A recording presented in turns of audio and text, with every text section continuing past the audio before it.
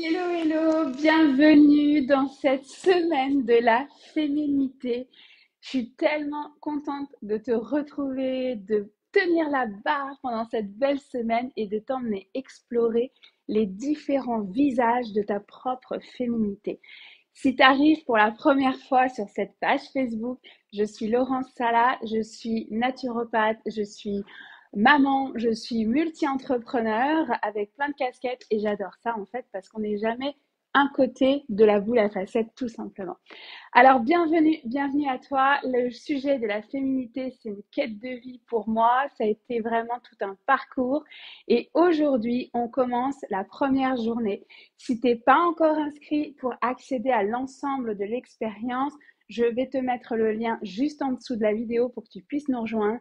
Parce que oui, il va y avoir un live ici sur la page Facebook tous les jours, mais il y aura aussi dans d'autres espaces et des surprises qui te sont réservées par email. Donc, oublie pas de t'inscrire si c'est un sujet pour toi aussi, cette féminité, d'aller te retrouver en fait, tu vois, et définir cette féminité. Parce qu'on a beau lire plein de livres, on a beau lire des magazines et de voir en fait quelque chose qui se reflète, tu vois, à l'extérieur de nous, mais tant qu'on ne le vit pas à l'intérieur de nous, bah, c'est plus compliqué. Puis finalement, on construit une carapace et c'est bien pour ça que j'avais envie de commencer aujourd'hui avec un des visages de la féminité que j'ai surnommé la femme Amazone. Tout simplement, c'est qu'à travers mon parcours de vie et ma pratique clinique, bah, j'ai observé à quel point bah, la féminité n'était pas un seul visage, mais vraiment mille et un visages. Et au fur et à mesure des années, j'ai dessiné une carte. J'ai dessiné une carte avec des îles avec des traits communs sous forme d'archétypes. Et puis, ben, je me suis rendu compte à quel point, avec la vie, on venait naviguer entre ces différents visages de la féminité. On vient aussi les revisiter, les approfondir pour encore plus, en fait, se sentir bien, se sentir femme. Donc, quand vous arrivez, faites-moi un coucou, dites-moi quand vous êtes là, et puis ça va me faire super plaisir d'échanger avec vous. Même en replay, mettez le hashtag replay. Je vais venir voir évidemment les commentaires, les questions s'il y en a pour cette belle semaine qui commence. Donc aujourd'hui, on part à la conquête de la première île, premier visage de la féminité, donc la femme Amazone. Évidemment, salut Valérie, coucou, ça y est, je vois les commentaires qui rentrent. Évidemment, je commence avec la femme Amazone. Pourquoi? Parce que qu'est-ce que ça demande du courage d'aller visiter justement sa féminité. On joue un peu les superwomen, on joue les super-héroïnes, on est capable de tout gérer, peu importe ce qu'on vit, hein, dans chacun son chemin de vie. Mais tu sais, c'est comme, je suis capable d'en prendre, je suis capable d'en prendre. Puis il y a un moment donné, ça devient trop lourd, en fait, tout ce qu'on a pris sur ses épaules. Alors, on s'est rendu indispensable. Je pense qu'il y a une partie de nous qui aime ça, être indispensable. Mais en fait, tu te rends compte assez rapidement que personne n'est dispensable dans la vie. Et donc, c'est vraiment de venir observer déjà aujourd'hui, est-ce que avec les derniers événements de vie, j'ai créé cette carapace? Est-ce que je me suis construit une armure parce que c'était un moyen en fait de pouvoir continuer, un moyen de pas se noyer en fait dans ce qu'on vit. Et tu vois, la femme Amazone, évidemment qu'on la vit et qu'on la retraverse à plusieurs moments de sa vie parce que c'est comme si, en tout cas dans ce que je ressens, c'est qu'à chaque fois qu'on vit une épreuve de vie, hop, on remet la carapace. Ouais, ouais, je suis capable. Ouais, ouais, non, non, ça va bien, ça va bien. Tu sais, tout le monde t'appelle, ça va, tu t'en sors. Ouais, ouais, bien sûr, tu vois. Et puis, il y a un moment donné, on enlève la carapace. Et puis, hop, une nouvelle épreuve de vie arrive et hop, on remet la carapace. Et c'est vraiment ce jeu d'arriver à se dire, mais arrête de vouloir jouer l'héroïne, en fait, la superwoman, parce qu'en fait, c'est au détriment de ta santé à toi, de ton bien-être à toi. Et tu vois, évidemment que j'aurais pu te sortir mille et un exemples de mon histoire pour pouvoir inspirer la tienne, mais j'en ai choisi une parce que c'est celle qui m'a le plus marquée. Enfin, le plus, ouais. En tout cas, elle fait partie des grands moments de vie. Euh, L'émotion me pogne. Je vous le dis, hein, cette semaine, c'est une semaine de vulnérabilité, de puissance, d'émotion, parce que pour moi, c'est venir aller toucher à des cordes sensibles. Et en même temps, je sais qu'on est plusieurs à vivre des épreuves de vie et c'est comment ben, on remet du sens dessus, comment on remet de la beauté dessus. Donc, donc la femme Amazon, je pense que la première fois où je l'ai rencontrée de manière consciente et inconsciente, c'est au décès de ma maman. Ma maman est décédée d'un cancer du sein métastasé au foie. Elle s'est battue pendant presque 8 ans. Le diagnostic est tombé, c'était son bug de l'an 2000, j'avais 14 ans et elle est décédée, j'avais presque 22, donc à 21 ans et j'étais l'aînée, enfin je suis encore l'aînée de ma famille. En fait, j'ai un petit frère et une petite sœur, enfin bon, petit frère, petite sœur qui me dépassent, mais c'est ça. Et en fait, pendant les 3 années qu'on suivit le décès, donc en 2008, janvier 2008, il y a vraiment eu cette carapace, tu sais, de je suis capable, je suis capable. Non, non, puis tout le monde m'appelait, ça va Laurence, ça va Laurence. Ben oui, ça va, pourquoi ça irait pas? De toute façon, ça fait partie de mon chemin de vie, c'est comme ça en fait, tu vois, j'ai pas choisi. Donc, tu vois, dans vraiment dans ce yang, tu vois, dans cette énergie masculine, en parallèle de ça, je travaillais en fait comme responsable communication dans une grande entreprise du CAC 40, parce que ça, c'est ma première carrière. Donc, j'ai une maîtrise en communication. J'adore cette partie de mon métier. Et donc, en même temps, bah, je gravais les échelons, moi, en parallèle, dans cette entreprise du CAC 40. Et je me souviendrai toujours de ce grand monsieur qui m'avait reçu dans son bureau et qui m'avait dit, Laurence, si tu veux prendre du temps pour toi, si tu veux prendre un mois off, tu peux, tu as le droit, tu vois. Et je dis, non, non, mais pas du tout, en fait, Philippe. Moi, c'est comme, non, non, je suis là et ça va bien, tu vois. Et en fait, j'ai tenu pendant 3 ans. Je me suis éclatée dans ma carrière. Une chance que je pense que j'avais aussi ce travail parce que ça a été un moyen de fuir, en fait, la douleur, tu vois, et de bien mettre cette carapace et de jouer cette héroïne. Pendant 3 ans, j'ai été dans toutes les fêtes familiales et amicales où j'ai accompagné mon papa, tu vois, comme la seconde femme de mon père, pour pas qu'il soit tout seul, tu vois, donc vraiment dans je porte, tu vois, jusqu'au jour où déjà, j'ai compris que j'avais pas besoin de porter ma famille, chacun gérait ses émotions et son deuil à sa façon, et jusqu'au jour où j'ai fait un burn-out. J'ai fait un burn-out, j'étais au pic, sincèrement, de cette carrière de communication, tu sais, où tout le monde te dit waouh, t'as décroché the job. J'avais une équipe de 4 personnes, je travaillais pour une entreprise du CAC 40, une scission, donc il y avait une création d'entreprise avec des moyens, j'avais 1 million de budget, enfin c'était fou. Je suis partie tellement dans des pays incroyables, je suis allée au Brésil, enfin ça a été ouais, une belle partie de ma carrière professionnelle, mais j'ai tellement donné à tout le monde que je me suis oubliée. Et en fait, ça a frappé dur le jour où je suis partie donc en burn-out. Euh, je voulais commencer à mettre mes limites. Et quand tu as tout donné à une entreprise, remettre des limites, c'est compliqué. Donc, je leur ai dit, voilà, moi, je veux partir. On m'a offert un poste de directrice de communication que j'ai refusé. J'ai dit, non, non, non, moi, je m'en vais. J'ai besoin, justement, 3 ans après le décès de ma mère, il fallait que je prenne ce temps pour moi, en fait. Mais c'est tellement épeurant parce que tout le monde te dit, non, mais t'as le job. En plus, moi, j'ai eu longtemps ce complexe de j'ai pas fait les écoles préparatoires en France avec une école de commerce en arrière. Moi, je suis allée en école de communication directement, privée. Donc ça a été un long chemin de dire je suis assez et j'avais un poste bah voilà, que ces prépas, grandes écoles pouvaient avoir. Donc il y avait eu cette revanche sur la vie et maintenant que c'était assouvi, c'est comme ok mais je suis pas heureuse en fait. C'est pas ça qui me nourrit. J'ai beau aller au Brésil, à Bruxelles, à Prague, bah c'est génial parce que j'adore voyager, mais c'est pas suffisant. Il y a quelque chose qui manque en fait à ma vie. Et donc je suis partie en burn-out. C'était le temps que tout ça se fasse avec les négociations, etc. Je pense que c'était en mai, mars-mai 2011. Et puis là, tu es dans une société où bah, il faut que tu aies un job. il faut que tu aies un job, il faut que tu gagnes de l'argent. Puis, tu sais, c'est comme quand tu te retrouves dans un restaurant avec tes amis ou même les cousins. Et Laurence, tu fais quoi dans la vie? Ah bah j'ai fait un burn-out. Et puis en plus de ça, je sais pas du tout ce que je veux. Tu vois, donc ça répondait pas trop aux critères. Donc je me remets à chercher du travail en fait.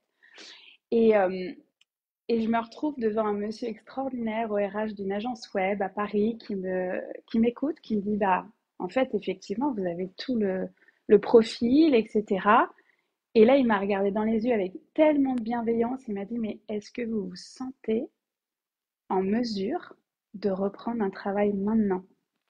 Je l'ai regardé, puis là, c'est mon ego était comme, ben oui. Puis là, il m'a regardé droit dans les yeux, il m'a dit, on va se rappeler dans 6 mois. Prenez ce temps. Et en fait, je suis ressortie.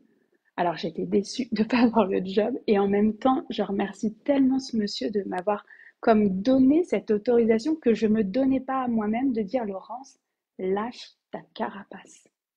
Plonge, va voir, va écouter justement cette douleur, en fait, qui était insurmontable. Perdre sa mère, c'est insurmontable. Bon, je vous l'ai dit, ça sera puissance et vulnérabilité. Et je pensais pas me mettre dans des états pareils. Tout va bien. On enlève la carapace. J'ai beau travailler depuis 10 ans comme naturopathe. J'ai beau accompagner des centaines de femmes et je me sens chanceuse de vous accompagner. Le sujet de la carapace, c'est comme un point commun. Ouais, ouais, ça résonne, Valérie. Puis c'est tellement un point commun à toutes ces femmes, en fait, qui mettent cette carapace pour ne pas aller voir justement ce qu'il y a en dessous. Et en fait, tu réalises, après avoir fait le chemin une première fois avec ta femme Amazon, tu réalises à quel point il y a un trésor en dessous de cette carapace. En dessous de, ok, je tiens la barre haute, ok, je le fais, je suis forte, tu sais, tu seras forte, ma fille, tu sais, tu vas pas pleurer, tu seras forte comme un homme, tu vois. Puis d'ailleurs, les hommes, ils ont aussi une autre part de guérison qui leur appartient. Dans ce chemin, ils ont le droit de pleurer. Et nous aussi, on a le droit, en fait, d'avoir cette vulnérabilité-là. Et tu vois, quand le résultat de tout ça, donc on est en 2011, le résultat, c'est que je pars en voyage partout. Je prends, pendant 2 mois, j'ai pris mes sous et j'ai dit, OK, là, je m'occupe de moi. Mais encore une fois, c'était une forme de fuite assez chouette hein, d'aller avec les copains de nouveau au Brésil parce que je suis une femme de Brésil. On avait eu un voyage extraordinaire. Mais il y a un moment donné, c'est quand toi, tu es seule avec toi-même et que tout le monde va au bureau, tout le monde prend le métro. Et toi, tu es là, tu descends au café en bas. Alors, j'habitais le Marais, donc j'étais très chanceuse, mais j'étais dans le Marais et je là, qu'est-ce que je fais là en fait? Qu'est-ce que je fais là? Et en fait, je me souviens très très bien de m'être posé la question dans ce café, de me dire, Laurence, c'était quoi ton rêve quand tu étais petite fille? C'était quoi ton rêve? Fait que je vais te poser la même question aujourd'hui. Quel est le rêve de petite fille que tu avais? Prends même un moment après ce live de juste faire du journaling écrit dans ton carnet. C'était quoi mon rêve de petite fille?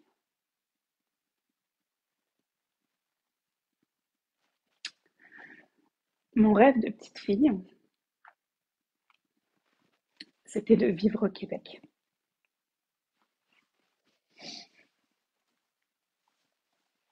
Alors je me souviens, ça faisait longtemps que j'étais en couple avec mon mari.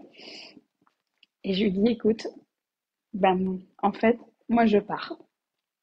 Je pars, j'appelle mes copains, parce que je suis franco-québécoise de naissance. Ma mère était québécoise, mon père est français.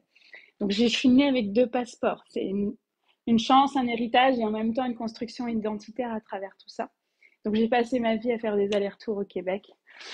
À 8 ans, mes parents m'ont envoyée pour la première fois toute seule, tu sais, avec tu sais, les hôtesses là qui t'accompagnent. J'avais ma grand-mère, mes oncles, mes tantes, mes cousins qui m'attendaient à Québec. C'était juste fou. Tu sais, j'avais 8 ans. Aujourd'hui, quand je vois mes enfants, je suis comme, ok, j'ai envoyé ma fille toute seule en avion à Paris. J'étais dans un état d'émotion. Je suis là, ouais, voyons, mes parents, ils étaient quand même willing de m'envoyer à 8 ans. Évidemment que j'ai passé 3 semaines extraordinaires. Et que quand je suis revenue de ce voyage du Québec, donc à 8 ans et demi, Je pleurais à Paris et ma mère qui me dit: «Ah, c'était long, tu t'es ennuyée» et moi je l'ai regardée, j'ai dit: «Bah non, en fait, moi je voulais rester là-bas. Je comprends pas. Pourquoi toi t'as suivi papa? C'est pas papa qui est venu au Québec s'installer. Moi je veux vivre là-bas». J'avais 8 ans. Et ça, c'était mon rêve de petite fille.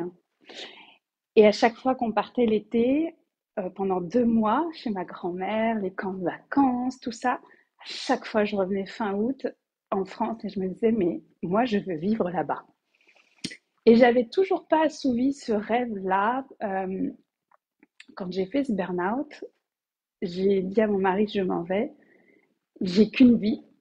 On ne sait pas, tu vois, avec la mort qui a frappé ma maman, elle avait 53 ans, donc on ne sait pas combien de temps la vie elle va durer.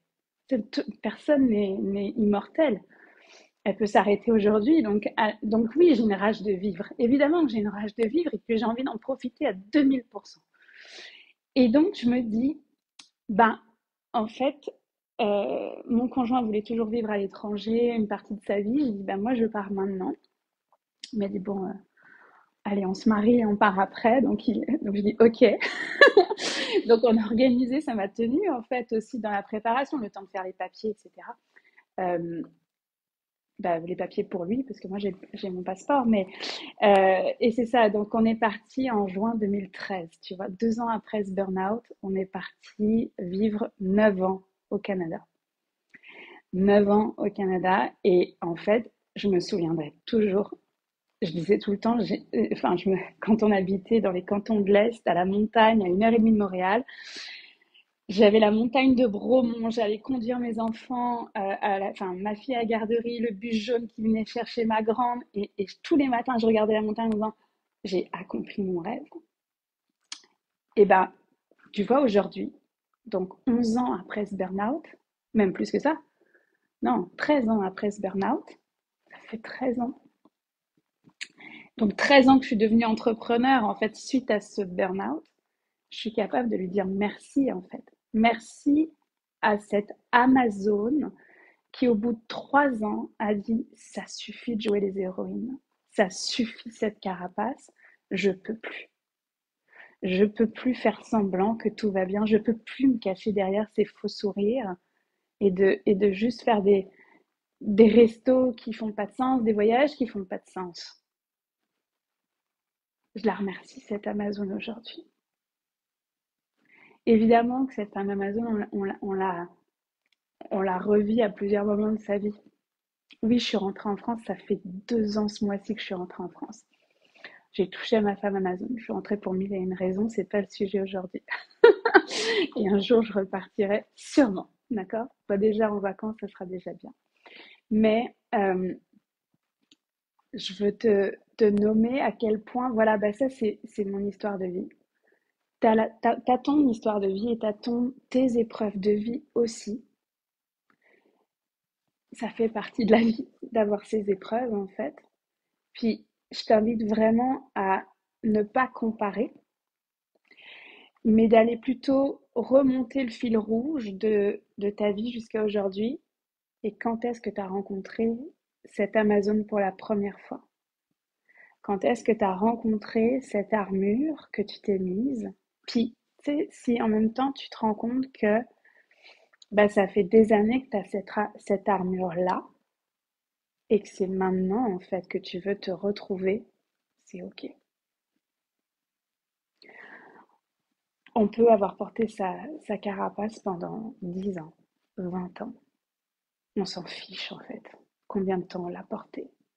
Ce qui compte, c'est quand est-ce que tu en as pris conscience qu'elle était là et quand est-ce qu'en fait tu as dit OK, je l'enlève. Ça fait peur de l'enlever parce qu'on s'est créé un confort en fait dans sa carapace. On s'est créé un confort là-dedans. Et qu'en même temps, bah, quand on l'enlève, qu'est-ce qui se passe quoi? OK, super, mais pour faire quoi? Et ben en fait, c'est là où la magie commence. C'est là où en fait on commence à ralentir. Tu vois, dans ce burn-out, le réflexe c'était d'avoir un agenda hyper occupé. Alors qu'en fait, la magie, elle est là quand l'agenda, il y a moins de choses dedans. Et c'est valable aussi pour les week-ends d'apéro, de rencontres familiales. Tu sais, cet agenda qu'on a, les agendas du week-end, là, c'est aussi justement quand on ralentit, c'est surtout, en fait, j'ai envie de dire, que quand on ralentit, on peut plus porter cette carapace-là, en fait. Quand tu ralentis, que tu te retrouves avec toi-même, là, il n'y a plus le regard de l'autre pour jouer l'héroïne, en fait. Tu sais, aujourd'hui, j'adore aller au cinéma toute seule. J'adore aller faire une retraite toute seule. J'adore voir mes amis, j'adore voir ma famille. Mais ces moments pour moi toute seule, oh, je les chéris. Je les chéris parce que c'est là où je me retrouve et je regarde de nouveau où est-ce que j'en suis avec ma carapace, où est-ce que j'en suis avec mon armure. Est-ce qu'elle est lourde? Est-ce qu'elle est pénible en fait à porter? Ou est-ce qu'elle est devenue de couleur dorée? Est-ce que c'est de la lumière d'or? Elle me sert parce que là, tu vois, il y a cette transformation-là d'une armure lourde je l'enlève, je découvre mon trésor. Et puis, bah, par moment, j'ai cette énergie de guerrière et d'y aller, bien sûr. Mais mon armure, elle est devenue dorée. Et ça ne veut pas dire que je ne vais pas la retraverser une autre fois. Je l'ai retraversée dans mon retour en France. Évidemment que je l'ai traversée. Évidemment que j'étais là. Sauf que, bah, avec l'expérience, en fait, aujourd'hui, ce n'est plus 3 ans. Ce n'est plus 3 ans à la portée. Ça a été rapide de pouvoir dire non, ça va pas. Et oui, je vais prendre soin. Et oui, je vais transformer cette énergie-là. Alors voilà ce que j'avais envie de te partager avec la femme Amazon. Quand je te lis, Valérie, ça me touche en fait de voir que ça résonne, qu'il y a des frissons parce que en fait, c'est tellement quelque chose que j'ai vu dans ma pratique clinique parce que là, tu vois, ce que je veux aujourd'hui, c'est pouvoir te raconter un bout de mon histoire pour évidemment que ça fasse des miroirs avec ton propre parcours. Pour qu'après ce live, tu dises, OK, je prends mon carnet, mes crayons, je note. Qu'est-ce qui est vivant à l'intérieur de moi? Est-ce que je sens cette carapace ou pas? Et en même temps, c'est important pour moi de ne pas juste traduire une partie de ma vie, en fait, mais aussi sans briser la confidentialité, mais c'est aussi te dire à quel point je l'ai vu depuis 10 ans, enfin presque 10 ans maintenant, auprès de ces femmes. Tu vois, alors j'ai beaucoup accompagné la fertilité parce que j'ai vécu 11 grossesses au total. J'ai deux belles filles vivantes aujourd'hui alors que j'étais condamnée à ne pas être mère. Donc tu vois, là j'ai repris la guerrière et l'Amazone, elle était là, à qui on a dit tu seras jamais mère. Tu vas voir que je vais être mère. Et je suis devenue mère alors que j'ai déjoué ma génétique. Et donc j'ai accompagné des centaines de femmes dans la fertilité et dans la santé de la femme. Et tu vois, je me souviendrai toujours de cette femme. Euh, En fait, 2018, j'ai eu énormément de parcours, beaucoup de témoignages de ces femmes qui ont vécu des traumas sexuels. C'est loin d'être des numéros, des chiffres là, puis en plus je ne les connais pas par cœur, mais en tout cas c'est tellement quelque chose qu'on refoule à l'intérieur de nous, qu'on ne dit pas. Euh, j'ai mis des années à poser la question, as-tu vécu un traumatisme en fait? Parce qu'il fallait pouvoir accueillir la réponse de mes clientes. Et en fait, je me souviendrai toujours de cette femme qui s'est effondrée dans mon bureau. Et là, tu vois, j'ai vu toutes les années, en fait, toute sa carapace se défaire dans mon bureau. Et moi, je pouvais juste tendre les mains et écouter, en fait, son parcours de vie, les 2 traumas sexuels qu'elle avait vécus, dont elle n'avait jamais parlé à qui que ce soit. Pas même une amie, pas même son mari, pas même sa maman. Et j'étais la première personne, en fait, à qui elle confiait ce qu'elle avait traversé. Et j'ai vu sa carapace se défaire d'un coup. Et elle pleurait toutes les larmes qu'elle avait refoulées, en fait, pendant toutes ces années-là. J'ai pris, j'ai pris ses mains. C'était un gros parcours de fertilité, des inséminations à répétition. Ma mémoire, c'est 8-10 inséminations et ça fonctionnait pas, ça finissait toujours en fausse couche. Et une fois qu'elle a défait sa carapace. Elle est ressortie avec son plan de naturopathie, avec ses plantes médicinales qui l'ont soutenue dans l'intégration en fait de OK, maintenant que j'ai défait ma carapace, comment j'apprends à me sentir en sécurité alors que j'ai plus cette armure en fait. Peux-tu croire que cette maman, enfin cette femme est devenue maman aujourd'hui? Alors, bien sûr qu'il y a eu une équipe de médicale qui l'a entourée, mais c'était la neuvième ou la 10e insémination. Bien sûr que je l'ai accompagnée en naturopathie dans le corps, d'accord? Et puis que je ne veux pas faire miroiter que ça s'est fait en 2 secondes. C'est un accompagnement de... Oh, ça devait... En général, je suis sur 6 mois, donc ça devait être en 6 mois, mais le temps qu'elle se confie à moi et qu'elle défasse cette carapace, plus l'intégration, probablement qu'il y a eu 3 mois entre je défais ma carapace et je tombe enceinte suite à cette insémination. Sauf que cette fois-ci, ça a marché et qu'elle est maman d'un petit garçon. Et pour moi, certes, c'était un travail holistique qu'il y a eu entre la médecine et puis l'ostéopathie, la naturopathie, etc.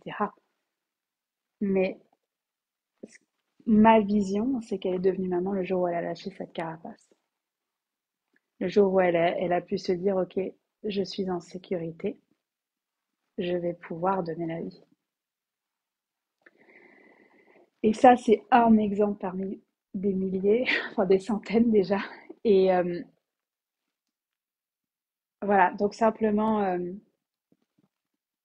bah, je te vois, maman Agathe, et bah, avec plaisir. En fait, je veux que ça soit, oui, certes, je veux que ça soit inspirant, mais je veux que vous puissiez prendre un moment pour vous.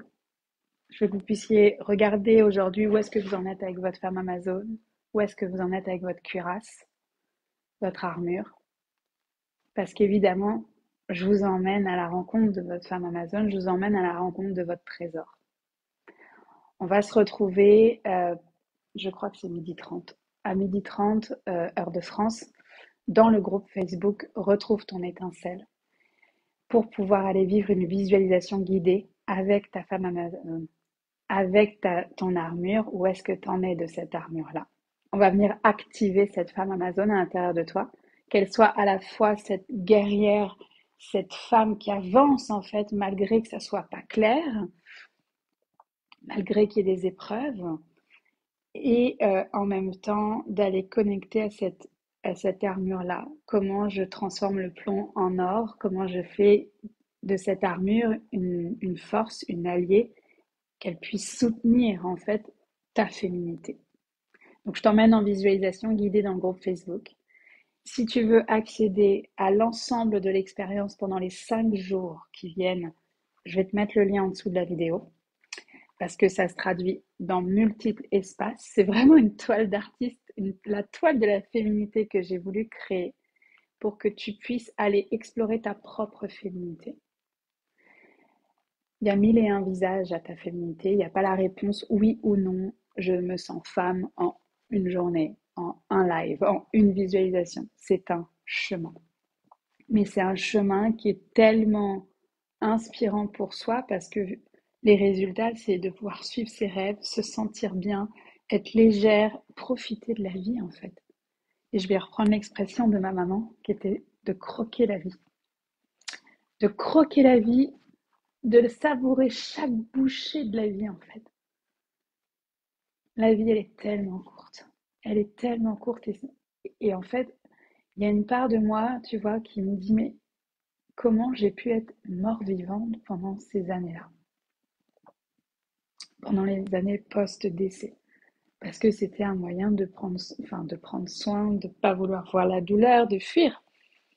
Mais pendant ces années-là, je ne me sentais pas vivante. Se sentir vivante, c'est à la fois être capable de dire je la vois la douleur. Je la vois la douleur, je la vois, je le sais, c'est mon parcours de vie et j'ai le droit de pleurer. Et aujourd'hui, je suis convaincue que je ne serais pas la femme que je serais devenue si je n'avais pas perdu ma maman à 21 ans. Si j'avais pas eu toutes ces fausses couches. Si j'étais pas devenue mère alors qu'on m'avait dit que je serais jamais maman. C'est un chemin. Et j'aime dire qu'en fait, c'est un chemin de beauté. Parce qu'à travers les épreuves, il y a de la beauté. C'est comment après je me sens vivante de nouveau après chaque épreuve. Comment je peux transformer cette épreuve en un trésor. Je te dis à tout à l'heure pour la suite. Je t'embrasse fort et je te mets le lien si tu veux vivre l'expérience au complet. Bonne journée.